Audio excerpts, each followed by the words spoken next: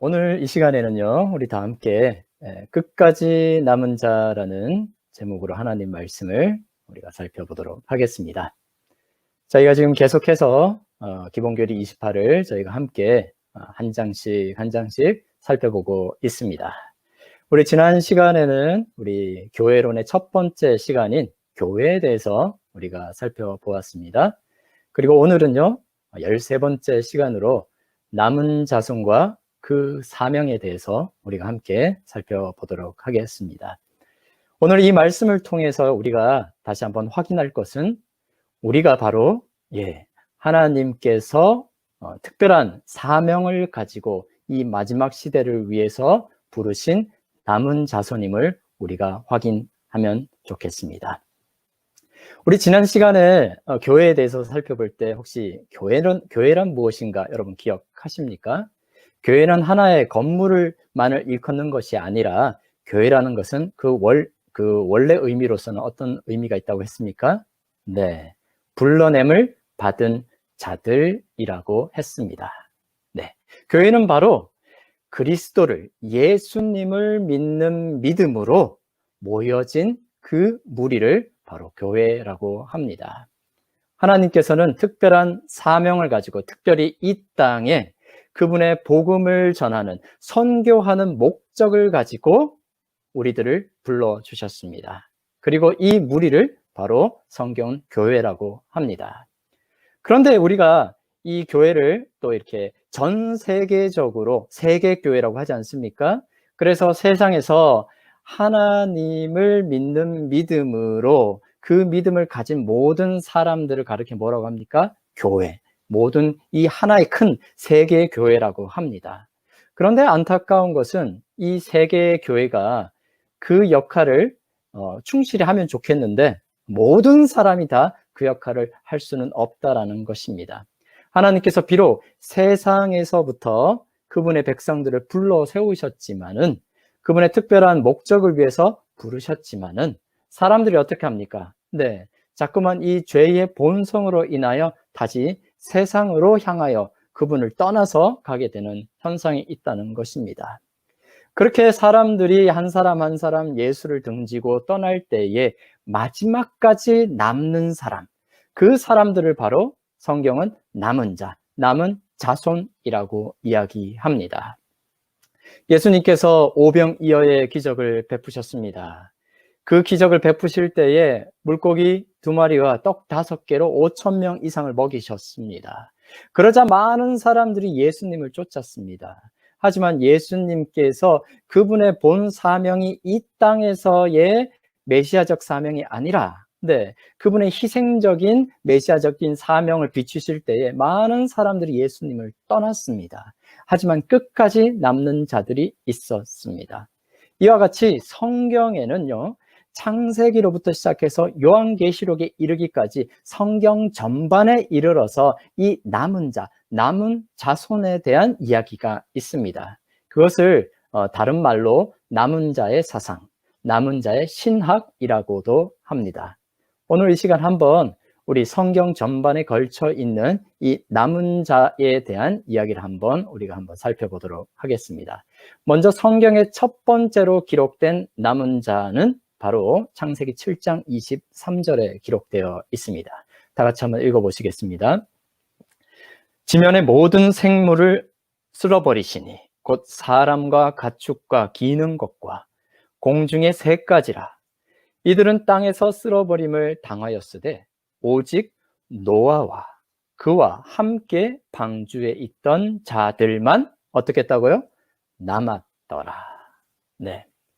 하나님께서 이 세상을 창조하시고 엿새 동안 모든 것들을 만드신 다음에 마지막에 무엇을 창조하셨습니까? 네, 사람을 만드셨습니다.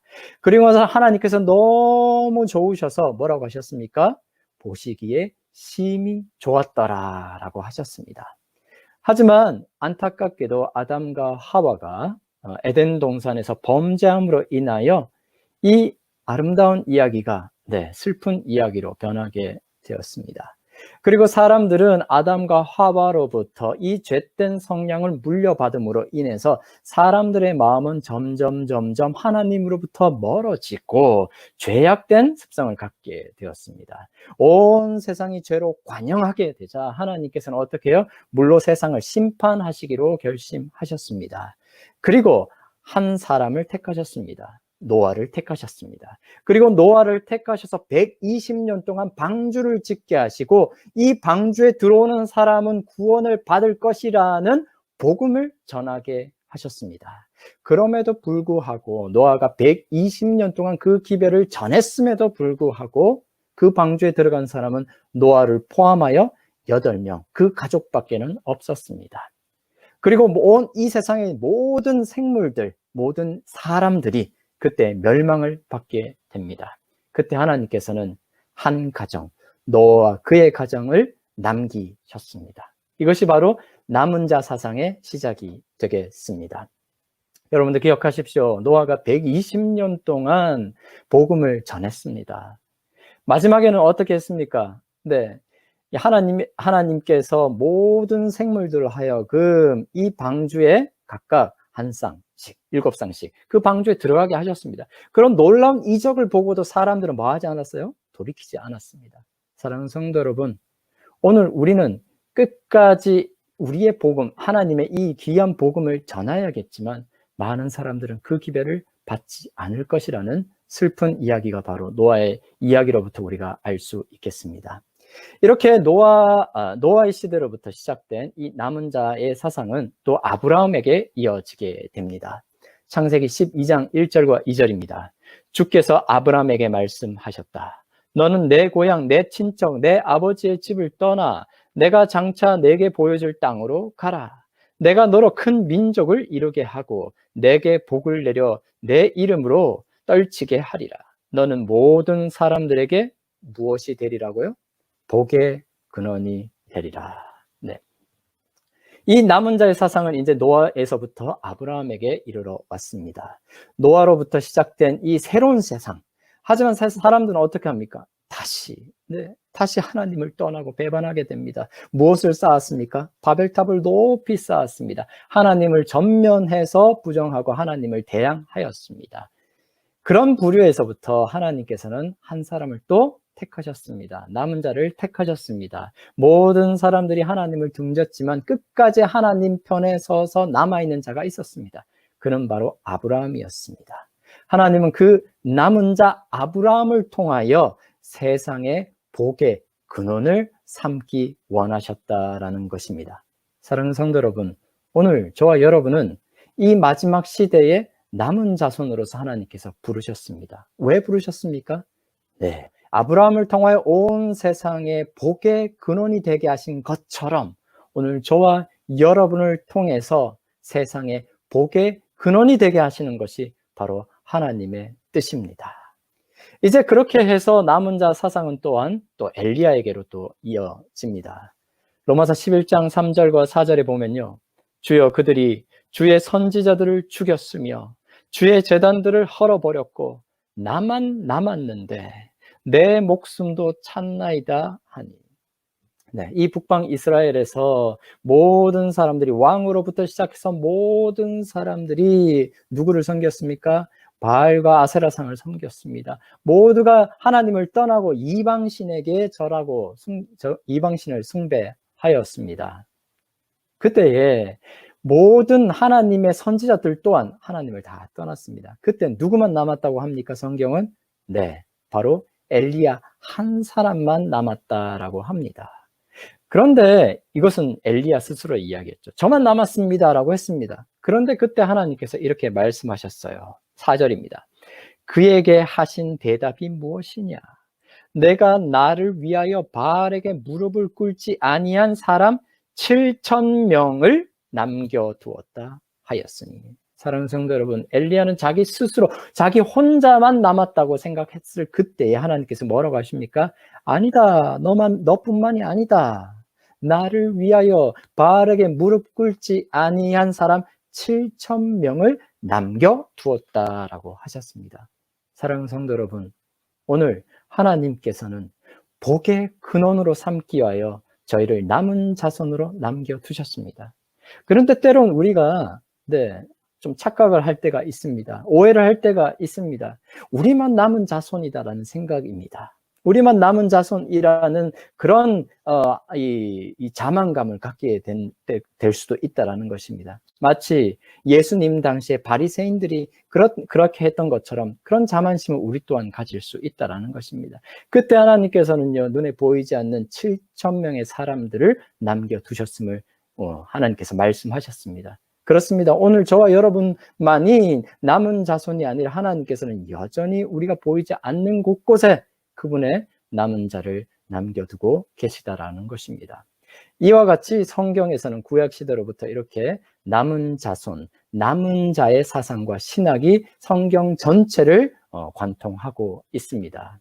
그 외에 여러 성경절에서 보면요, 창세기, 이사야, 예레미야, 요엘, 아모스, 미가, 스바냐, 학개, 스가랴, 그리고 로마서, 그리고 요한계시록에 이르기까지 성경 전체는 바로 이 남은 자손에 대한 이야기가 기록되어 있습니다. 그렇다면 성도 여러분, 오늘 우리가 살아가고 있는 이 시대에도, 우리가 흔히 얘기하는 이 마지막 시대에도 하나님께 끝까지 충성하는 남은 자가 있을까요? 네, 있습니다. 성경은 이렇게 기록하고 있습니다. 계시록 12장 17절에 있는 말씀입니다.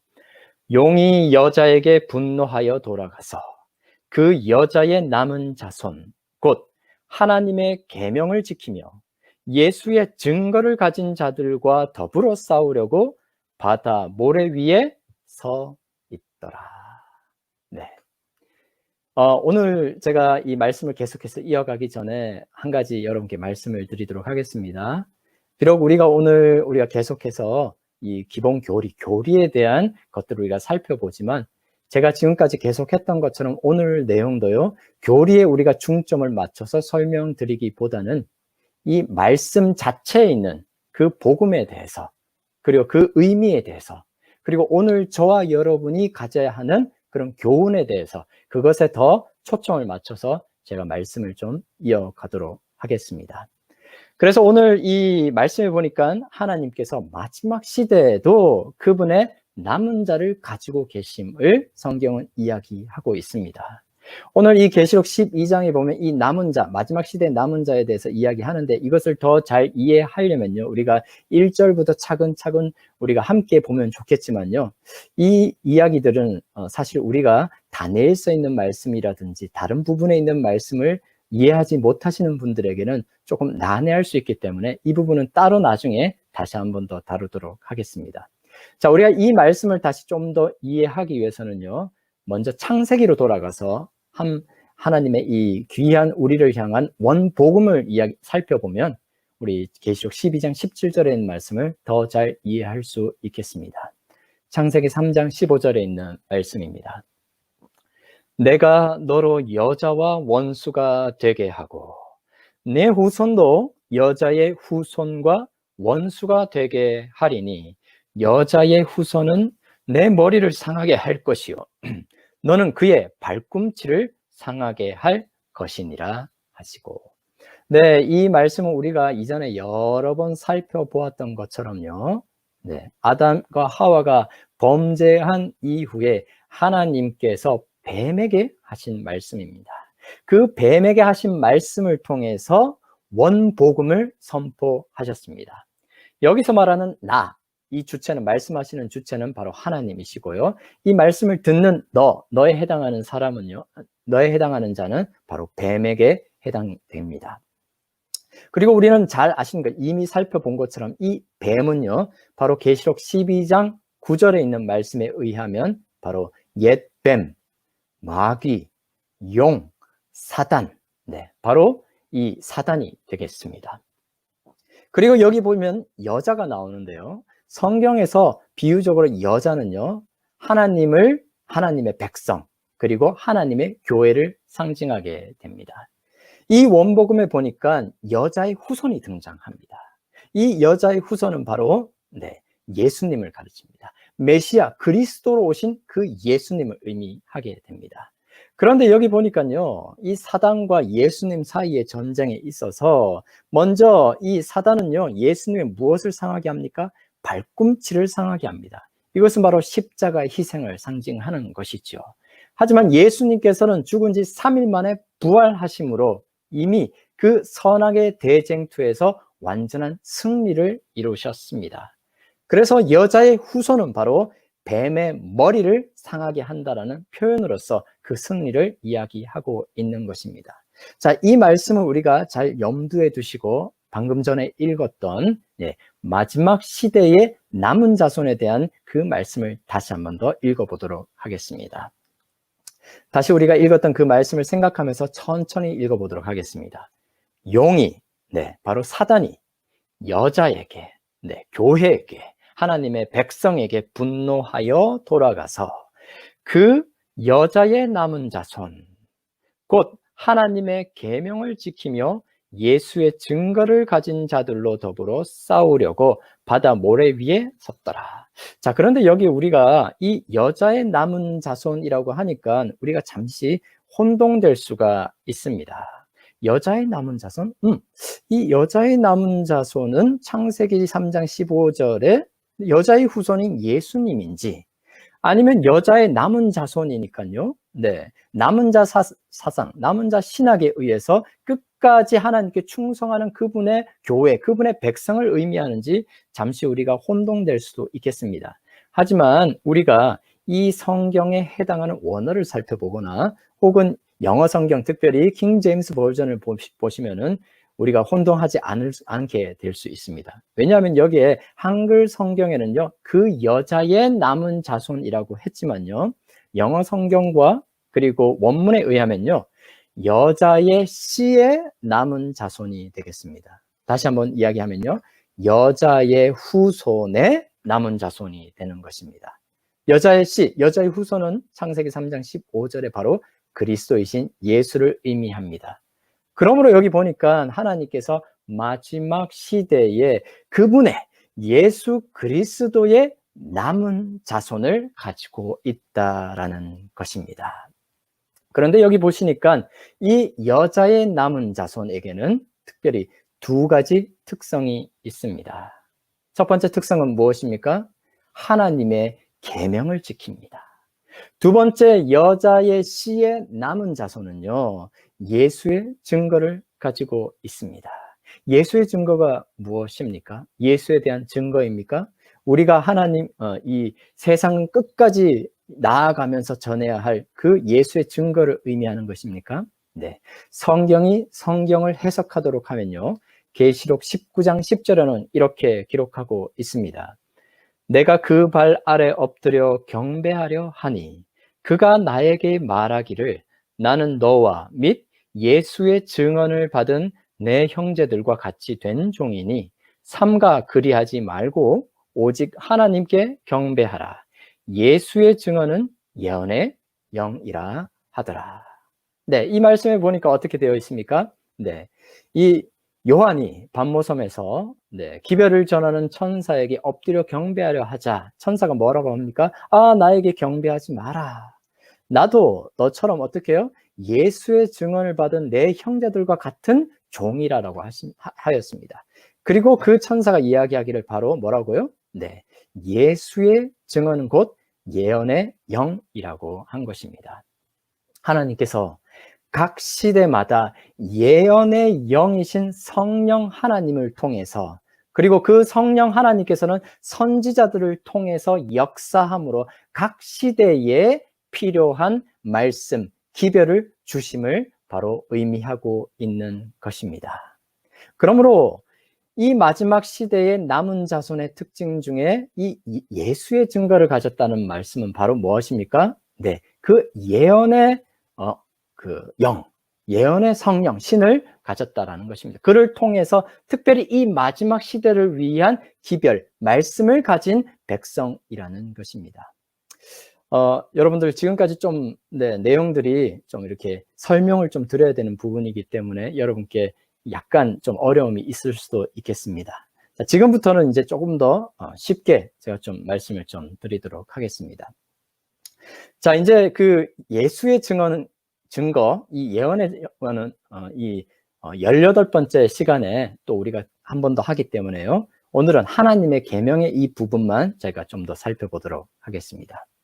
하나님의 마지막 시대의 남은 자손의 특성은 무엇을 가진 백성입니까? 바로 하나님의 계명을 가지고 그 계명을 지키는 백성입니다. 사랑하는 성도 여러분, 여러분은 하나님의 계명을 지키십니까? 네. 우리가 이 남은 자손의 특성을 이야기하다 보면 마치 수학 공식처럼 자동적으로 이렇게 이야기할 때가 많이 있습니다. 하나님의 계명, 그것은 바로 십계명. 특별히 십계명에서 넷째 계명, 넷째 계명 바로 안식일 계명. 네, 이런 공식으로 우리가 쉽게 생각할 때가 있습니다. 그렇게 되면서 우리 특별히 제7일 안식일 예수재림교회 성도들은 어떻게 합니까? 네, 남은 자손으로서 우리는 하나님의 계명을 온전히 지킵니다. 특별히 넷째 계명, 안식일 계명을 충실히 지키는 백성입니다라고 하면서 네, 이 말씀을 가지고 이 진리의 말씀을 가지고 때로는 자부심에 빠져 있을 때가 있고 또 이 계명을 지키지 않는 사람들을 향하여 그들에게 특별히 이 안식일 계명만을 강조하고 그들에게 너희도 안식일을 지켜야 된다라고 그들의 마음을 아프게 할 때가 있는 것 같습니다. 물론 넷째 계명은요 10계명에 있어서 그 중심부에 있습니다.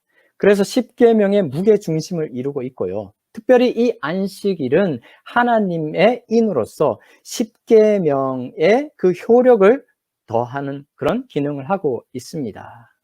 그러므로 우리에게 있어서 이 안식일 계명은 참으로 중요합니다. 하지만 우리가 간과하지 말아야 될 것이 있습니다. 그것은 바로 하나님의 계명, 이 10계명 전체를 우리가 바라보는 것입니다. 사랑하는 성도 여러분, 우리가 이 계명을 가졌다. 특별히 이 안식일 계명을 지키기 때문에 하나님의 남은 백성이 되는 것이 아님을 여러분들 기억하게 되길 간절히 바랍니다. 여러분들 그리고 이 말씀을 가지고 여러분들 다른 사람을 공격하는데 절대로 사용하지 않아야겠습니다. 히브리서 4장 12절에 보니까요 하나님의 말씀은 살아있고 운동력이 있어 좌우의 날선 어떤 검보다도 예리하다고 했습니다. 그래서 그 예리한 검은 사람의 마음과 영혼까지도 그 중심까지도 쪼갤 수 있다는 것입니다. 그러므로 우리가 이 진리의 말씀을 잘못 사용하면요 다른 사람들을 어떻게 해요? 낭망시키고 다른 사람들을 상처 주는 그런 목적으로 사용된다면 그것은 하나님의 계명의 본래 뜻이 아닐 것입니다. 여러분들 로마서 11장 5절에 있는 말씀을 보면 이렇게 기록합니다. 그런즉 이와 같이 지금도 은혜로 택하심을 따라 남은 자가 있느니라. 여러분 우리가 남은 자로서 하나님의 계명을 지키고 예수의 증거를 가졌지만 그것 때문에 우리가 남은 자가 되는 것이 아닙니다. 하나님의 은혜로 우리가 남은 자로 택하심을 입은 것입니다. 그리고 그 은혜란 무엇입니까? 계속해서 우리가 이전에 살펴보았죠. 그 은혜는 사람을 변화시키는 능력이 있는 것입니다. 그래서 그 은혜를 가진 사람은 그 은혜를 경험하는 사람은 하나님 뜻대로 변화되게 되는 것입니다. 하나님 원하시는 그런 삶을 살아가게 되는 것입니다. 그래서 그런 결과로 인해서 우리가 무엇을 하는 것입니까? 하나님의 계명을 지키는 것입니다. 바로 넷째 계명을 포함한 10계명을 지키는 것은 바로 그 은혜의 결과인 것입니다. 그래서 예수님께서도 요한복음 14장 15절에 이렇게 말씀하셨습니다. 너희가 나를 사랑하면 나의 계명을 지키리라. 네, 너희가 나를 사랑하면 너희가 나의 은혜를 경험하면 나의 계명을 지켜라가 아니라 나의 계명을 지키게 될 것이라는 것입니다. 사랑하는 성도 여러분, 여러분은 왜 하나님의 계명을 지키십니까? 왜 안식일을 지키십니까? 남은 백성이 되기 위해서요? 남은 자손이 되기 위해서요? 아닙니다. 우리가 은혜로 남은 자손이 되었기 때문에 우리는 그 사랑 때문에 그 은혜 때문에 하나님의 계명을 지키는 자가 되어야 한다라는 것입니다. 아멘입니까? 네. 하나님께서 우리에게 주신 이 계명의 정신을 우리가 다시 한번 살펴볼 필요가 있겠습니다. 예수님께서는 이 계명을 이렇게 설명하셨습니다. 마태복음 22장 37절에서 40절에 있는 말씀입니다. 예수께서 이르시되 내 마음을 다하고 목숨을 다하고 뜻을 다하여 주 너의 하나님을 사랑하라 하셨으니 이것이 크고 첫째 되는 계명이요. 네. 하나님의 첫째 되는 계명이 무엇이라고요? 바로 우리의 목숨을 다하고 우리의 마음을 다하고 우리의 온 영을 다하여 하나님을 사랑하는 것입니다. 그것이 바로 첫째 되는 계명입니다. 그리고 예수님께서는 계속해서 이렇게 말씀하십니다. 둘째도 그와 같으니 내 이웃을 내 자신과 같이 사랑하라 하셨으니 이 두 계명은 온 율법과 선지자의 강령이니라. 사랑하는 성도 여러분, 오늘 우리는 하나님의 계명을 지키는 사람입니까? 그렇다면 예수님이 말씀하신 것처럼요, 십계명을 지키는 사람은 온 마음을 다하여 하나님을 사랑하고 우리의 이웃을 사랑해야만 한다는 것입니다. 이 사랑이 없이는요, 아무것도 소용이 없는 것입니다. 재림교회는요, 참으로 복받은 백성들입니다. 하나님의 계명을 지키고 특별히 예언의 영을 통하여 이 마지막 시대에 조금 더 빛을 받게 되는 그런 특권을 가지게 되었습니다. 그래서 사람들이 안식일 교회가 맞다, 안식일 교회가 하는 말이 참 맞다라는 말을 합니다. 그런데 안타까운 것은 그 뒤에 하는 말입니다. 안식일 교회가 진리는 있는 것 같은데 사랑이 없는 것 같다, 냉랭하다라고 이야기하는 것입니다.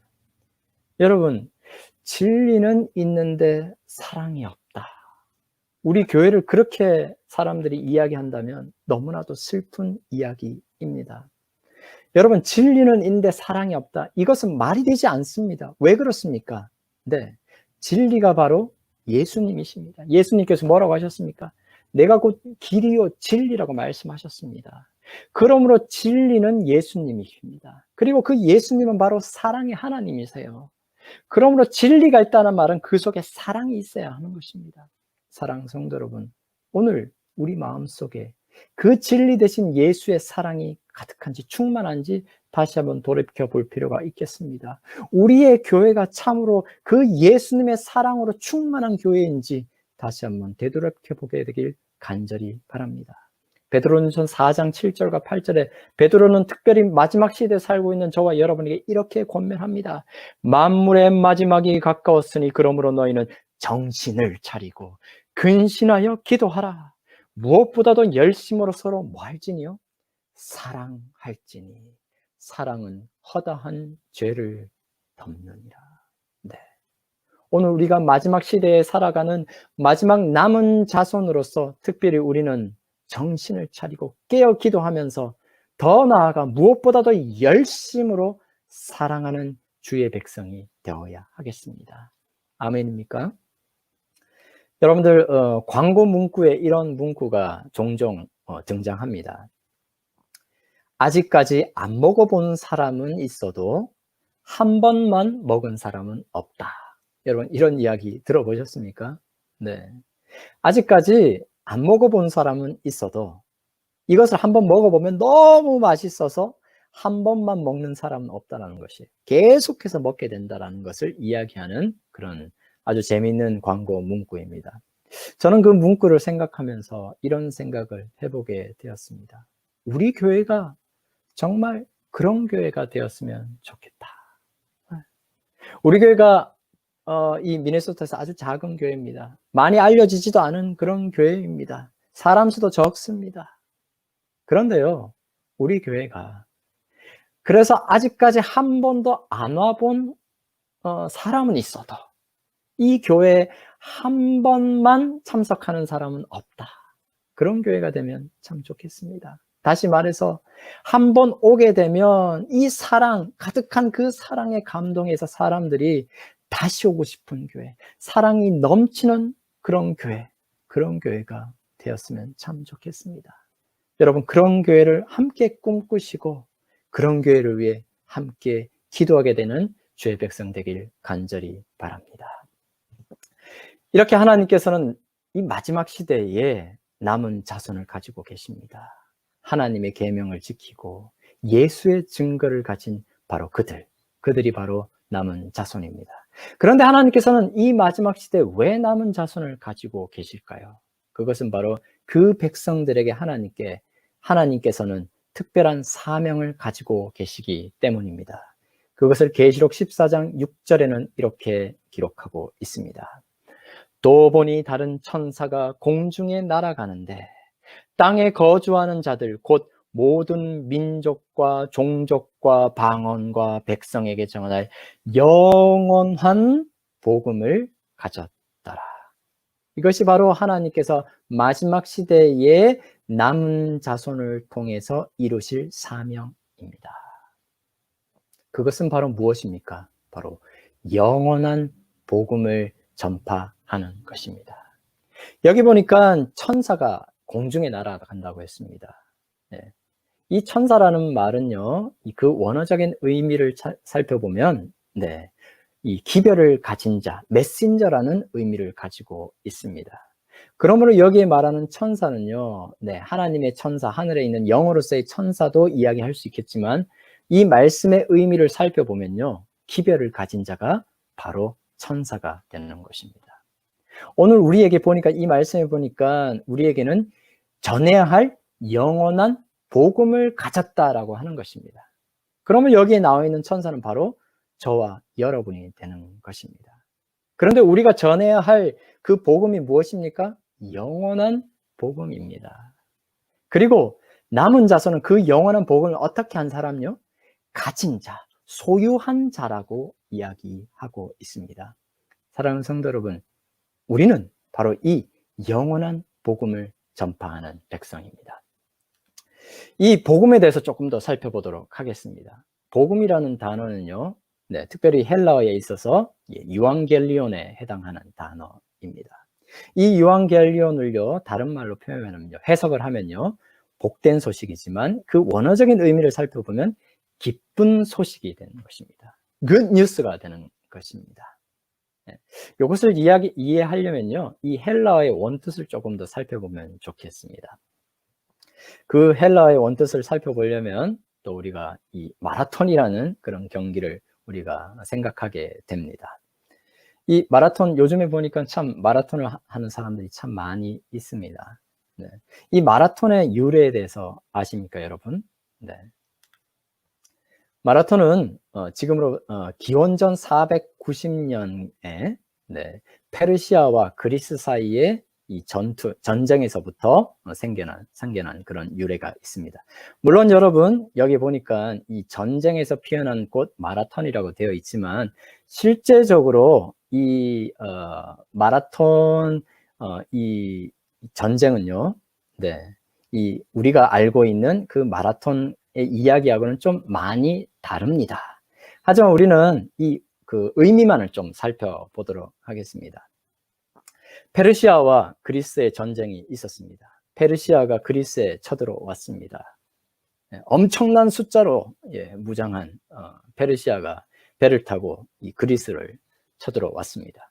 그리고 페르시아가 그리스에게 항복을 요구하였습니다. 하지만 그리스인들은 끝까지 투쟁할 것을 결심하고 항복하지 않았습니다. 그리고 페르시아 군사들과 그리고 그리스인들이 바로 이 마라톤 평지에서 전쟁을 벌이게 됩니다. 이때에 그리스의 모든 군사들은 그들의 운명을 건 그 전투를 하기 위해서 이 마라톤 평지로 떠나게 되었습니다. 그리고 남아있는 여자와 아이들과 노인들은 그들의 운명이 누구에게 달려있는 것입니까? 네, 바로 그 전쟁에 나가 있는 그리스 군사들에게 그들의 운명이 결정되어 있는 것입니다. 그러므로 그 전쟁의 결과에 따라서 그들의 운명이 결정되기 때문에 그 전쟁의 결과가 너무나도 궁금한 것입니다. 그 전쟁에서 만약에 패하게 되면 어떻게 됩니까? 네, 남아있는 모든 여인들과 그리고 아이들은 노예로 팔려갈 것입니다. 그리고 나머지 모든 사람들은 죽음을 당하게 될 것입니다. 그러므로 이 끔찍한 운명을 피하기 위해서는요, 그들이 한 가지 소식만을 기다리고 있었습니다. 그것은 바로 전쟁에 승리한 소식입니다. 이때 마라톤에서부터 저 멀리서부터 누군가가 뛰어오는 것이 보이기 시작합니다. 네. 그 전령이 가까워지면 가까워질수록 그들의 마음은 더욱더 쿵덕쿵덕거립니다. 과연 저 전령이 전하는 소식은 무엇일까? 그때 그 전령이 그 먼 길을 와서 큰 소리로 외칩니다. 기뻐하라, 우리가 이겼노라. 그것이 바로 무엇입니까? 네, 헬라어의 유앙겔리온이 되는 것입니다. 바로 기뻐하라, 우리가 이겼노라. 승리의 기별이 바로 그 그리스도인들에게 있어서 복된 소식, 복음이었습니다. 기쁜 소식이었다라는 것입니다. 오늘 우리는 바로 이와 같이 온 세상에게 전해야 할 영원한 복음을 우리는 가지고 있습니다. 그리고 그 기별을, 그 복된 소식을 우리는 전파해야만 하겠습니다. 그런데 이 복음을 전파할 때에 사람들이 잘 받습니까? 잘 받지 않습니다. 냉랭합니다. 그 이유 중에 많은 이유 중에 한 가지로 특별히 한국에서 그 복음을 전하는 방법에 있어서 좀 문제가 있다고 생각을 합니다. 예수, 천국, 불신지옥. 네. 이 짧은 8글자 속에는 정말 참으로 성경의 진리가 담겨 있습니다. 하지만 그 진리를 어떻게 전하느냐에 따라서 사람들이 받아들이는 태도가 달라지는 것입니다. 하나님께서 분명히 우리에게 예수님을 믿고 구원받기를 원하십니다. 요한복음 3장 16절에 우리가 다 아는 것처럼 예수님 믿음으로 멸망치 않고 구원을 받게 되는 것이 바로 하나님의 뜻입니다. 그것이 우리가 전해야 할 복음입니다. 그런데 그것을 가지고 사람들에게 마치 협박하듯이 예수님 믿지 않으면 당신 죽을 것입니다라는 그런 협박처럼 이 복음을 사용한다면요, 네, 사람들은 그 복음을 받지 않을 것입니다. 여러분들, 이 복음, 우리는 이 복음을 참으로 복음답게 사람들에게 전파해야 할 것입니다. 그렇다면 우리는 이 복음에 대해서 그 복음의 참 의미를 다시 한번 깊게 생각해 볼 필요가 있다라는 것입니다. 마가복음 1장 1절에는 이렇게 기록합니다. 하나님의 아들 예수 그리스도의 복음의 시작이라. 네, 이 말씀에 보니까 바로 그리스도이신 예수님께서 바로 복음 그 자체가 된다라는 것입니다. 여러분들, 하나님의 남은 자손은요, 영원한 복음을 가진 사람들입니다. 바로 그리스도를 그 마음속에 품은 자들이 바로 남은 자손이 되는 것입니다. 여러분, 우리가 참으로 그 예수님을 충분히 맛보고 경험하는 사람이 되어야겠습니다. 예수님을 충분히 맛보고 경험하는 사람들은 이런 고백을 할 수 있습니다. 저는 예수님 한 분이면 충분합니다. 여러분들, 예수님 한 분으로 충분한 그런 삶을 우리가 산다면 그런 사람들이 전하는 기별이야말로 참으로 사람들에게 복스러운 기별이 될 것입니다. 여러분들, 오늘 이 땅에서 우리가 조금 더 못 가질 수 있겠습니다. 사람들로부터 우리가 이 가진 기별 때문에 사람들로부터 핍박을 받을 수도 있겠습니다. 특별히 용이, 사단이 우리를 아주 넘어뜨리기 위해서 우리를 시련을 주고 우리를 힘들게 할 때가 많겠습니다. 하지만 사랑하는 성도 여러분, 그때에 복음 대신 예수님을 경험하는 사람들은 이 세상의 모든 것들을 뭐로 여길 수 있다는 거예요? 해로 여기고 예수님 한 분이면 족합니다라는 고백을 할 수 있다라는 것입니다. 여러분, 저 하늘을 더 많이 바라보게 되길 간절히 바랍니다. 저 하늘을 더 많이 바라보면 바라볼수록 어떻게 됩니까? 네, 이 복음을 귀한 것으로 여길 줄 알게 되는 것입니다. 하지만 그 반대로 이 땅을 더 바라보고 주목할수록 복음은 시시한 것이 되고 말 것입니다. 저는 이 복음에 대해서 하나님의 이 아들에 대해서 이야기할 때 꼭 이 구절이 떠오릅니다. 그는, 아버지 하나님은 당신의 아들을 주심으로써 온 하늘을 선물로 우리에게 주셨다. 여러분, 하나님께서 그 아들을 통해서 온 우주를 선물로 우리에게 주셨는데 우리가 이 땅에서 무엇이 부족하겠습니까? 예수 한 분이면, 그 복음이면 참으로 충분한 삶이 바로 저와 여러분의 삶이 되어야 하겠습니다. 이 계시록 14장에 보니까요, 한 번 더 남은 자의 특성에 대해서 이렇게 이야기하고 있습니다. 성도들의 인내가 여기 있나니 그들은 하나님의 계명과 예수에 대한 믿음을 지키는 자니라. 여기 또 한 번 하나님의 계명, 그 하나님의 계명, 사랑을 충만히 가진 그 백성임을 다시 한번 선포하고 있습니다. 그런데 여기 제가 이 말씀 중에서 한 글자가 제 마음을 움직입니다. 바로 그것은 바로 인내입니다. 하나님의 남은 자손은요, 끝까지 남는 자, 인내하는 자가 바로 하나님의 남은 자손입니다. 아까 제가 마라톤 이야기를 했는데요. 네, 우리가 잘 아는 마라톤은 42.195km를 뛰는 마라톤입니다. 그런데 그거보다 훨씬 더 긴 마라톤이 있습니다. 울트라 마라톤이라고 부르는 것들이 있는데 세계에서 가장 긴 마라톤 중에 하나는 바로 이 울트라 마라톤, 이 호주에서 있었던 그런 마라톤입니다. 이 마라톤을 뛰는 거리는 여기 보시는 것처럼 544마일입니다. 네, 키로로 치면 875km에 해당하는 아주 어마어마한 긴 거리를 달리는 것입니다. 이것은 하루에 되는 것이 아니라 며칠을 걸쳐야지 도달할 수 있는 그 먼 이 거리의 마라톤이 되는 것입니다. 특별한 이 훈련을 받지 않으면은 이 마라톤을 완주할 수가 없습니다. 그런데 이 마라톤에 한 사람이 참가하게 되었습니다. 보통 이 마라톤에 참가하는 사람들의 연령대는 30, 40대 훈련을 받은 사람들인데 이 마라톤에 참여한 사람 중에 눈길을 끄는 한 사람이 있었는데 그는 바로 61세 영이라는 한 사람이었습니다. 그가 참석했을 때 다른 사람들은 좋은 신발을 신고 유니폼을 입고 참가했는데 이 사람은 허름한 복장에 그냥 눈에 볼 때 그냥 농부였습니다. 실제로 그는 감자를 경작하는 농부였습니다. 많은 사람들은 그저 그 사람이 이 마라톤에 참여한 사람이 아니라 그냥 구경 온 사람 중에 한 명으로 생각하였습니다. 하지만 그는 그 마라톤을 참여한 사람 중에 한 명이었습니다. 그리고 그가 이제 출발 신호가 울리고 나서 많은 사람들과 함께 이 영은 함께 달리기 시작했습니다. 그런데 61세 그는요, 한 번도 마라톤 훈련을 해본 적이 없습니다. 그가 뛰는 모습 또한 사람들에게 아주 웃음거리가 되었습니다. 네. 그의 뛰는 모습은 이와 같습니다. 종종종종. 걷는 것보다 조금 빠른 그런 뛰임으로 그는 이 마라톤에 참여를 하였습니다. 사람들이 그를 보고 웃었습니다. 조롱하였습니다. 저렇게 해서 어떻게 이 마라톤에 참여할 수가 있는 것인가. 네. 그런데 참으로 놀라운 일이 벌어졌습니다. 처음에는 분명히 이 클리프 영은요, 아주 맨 꼴찌로 달릴 수밖에 없었습니다. 그런데요, 하루가 지나고 이틀이 갈수록 점점 이 클리프 영은 조금씩 앞서기 시작했습니다. 그리고 마지막 결승점을 이루었을 때 바로 이 클리프 영이 1등으로 그 마라톤을 완주하게 된 것입니다.